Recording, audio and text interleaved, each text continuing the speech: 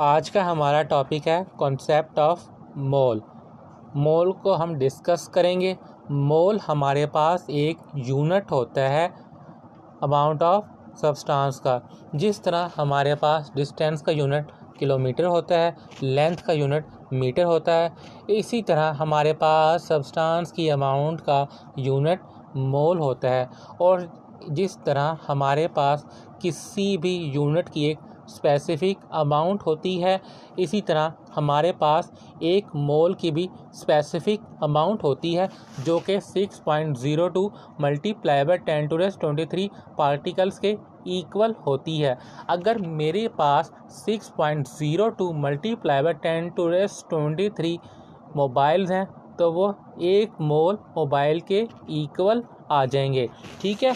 Particles हमारे पास chemistry के अंदर 4 टाइप्स के होते हैं: एटम्स, मॉलिक्यूल्स, फार्मूला यूनिट और आयन। ये हमारे पास 4 तरह के पार्टिकल्स होते हैं केमिस्ट्री के अंदर। ठीक है। मोल को हम रिप्रेजेंट करते हैं स्मॉल n से, और इसकी एब्रीविएशन हमारे पास होती है मोल, MOL, मोल, जस्ट MOL, मोल। सेकंड डेफिनेशन हमारे पास मोल की क्या बनेगी? जब हम किसी भी एटम के मैस को, किसी भी मॉलिक्यूल के मैस को, किसी भी आयोनिक कंपाउंड के फार्मूला मैस को, किसी भी आयोनिक स्पीशी के आयोनिक मैस को ग्राम्स में रिप्रेजेंट करते हैं, तो ये हमारे पास मोल कहलाता है। फ़र्ज़ कर लें कि हमारे पास एक सोडियम का एटम है जिसका मैस है 23। अगर मैं उसको साथ में ग्राम लिख देता हूँ तो अब ये एक हमारे पास मोल कहलाएगा, यानी इसके अंदर हमारे पास 6.02 multiply by 10⁻23 atoms of sodium पाए जा रहे होंगे। अब मोल को फाइंड आउट करने का तरीका क्या होता है?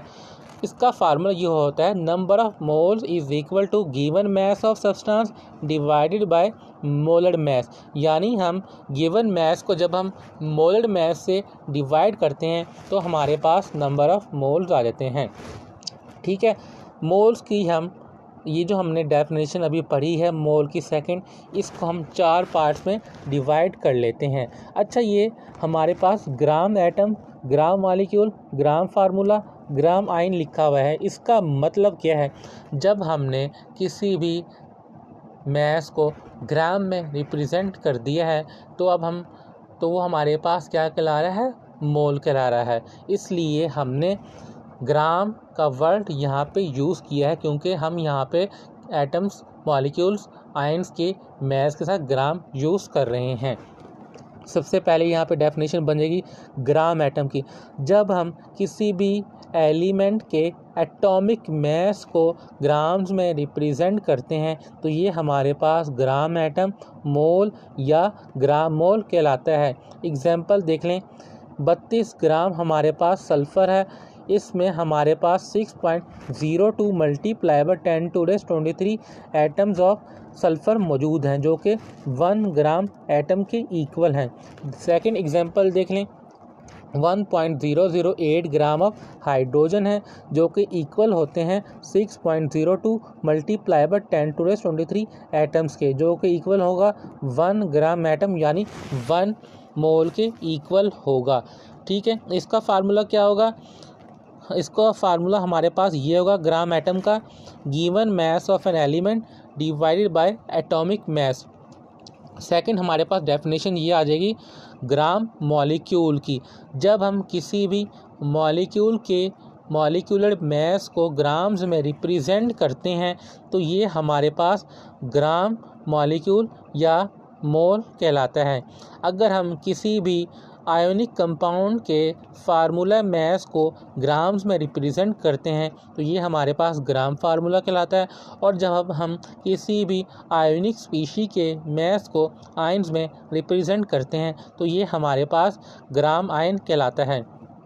18 ग्राम ऑफ वाटर, ये हम डिस्कस करेंगे एग्जाम्पल ग्राम मॉलिक्यूल की।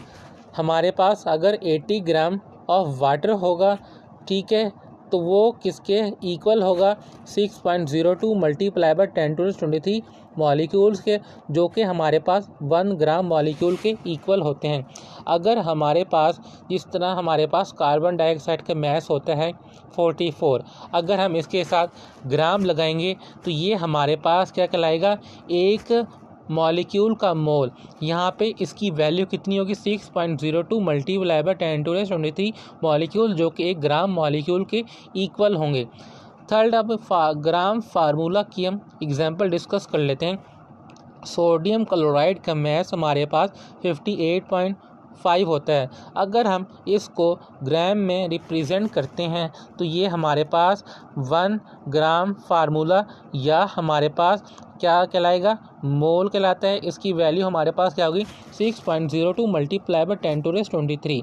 ठीक है, इसी तरह हमारे पास सेकंड एग्जांपल है कैल्शियम क्लोराइड की। कैल्शियम क्लोराइड के मास को 111 को जब हम ग्राम में रिप्रेजेंट करते हैं तो ये हमारे पास ग्राम फार्मूला कहलाता है, जिसकी वैल्यू हमारे पास 6.02 मल्टीप्लाई बाय 10⁻23 फार्मूला यूनिट्स होती है। तीसरी लास्ट जो डेफिनेशन है ग्राम आयन, इसकी हम एग्जांपल देख लेते हैं। OH नेगेटिव आयन का मास हमारे पास 17 होता है। अगर हम इसको ग्राम में रिप्रेजेंट करते हैं तो ये हमारे पास ग्राम आयन या हमारे पास मोल कहलाएगा। इसकी वैल्यू हमारे पास 6.02 मल्टीप्लाई बाय 10⁻23 आयन्स के इक्वल होती है। अगर हमारे पास एक सेकंड आयन है SO4 नेगेटिव, इसके मास 96 को जब हम ग्राम में रिप्रेजेंट करेंगे तो ये हमारे पास क्या कहलाएगा, मोल कहलाएगा। इसके मोल को हम ग्राम फार्मूला कहेंगे, इसके मोल को हम ग्राम आयन कहेंगे। ठीक है, 1 ग्राम आयन कहेंगे और इसकी वैल्यू हमारे पास क्या होगी 6.02 multiply by 10⁻23 ions.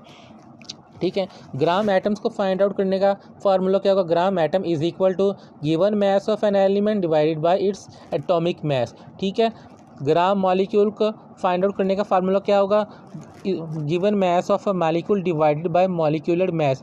Gram formula के मोल को फाइंड आउट करने का फार्मूला क्या होगा, given mass of ionic compound divided by क्या होगा, फार्मूला मास। ग्राम आयन को फाइंड आउट करने का फार्मूला क्या होगा, given mass of ionic species divided by ionic mass.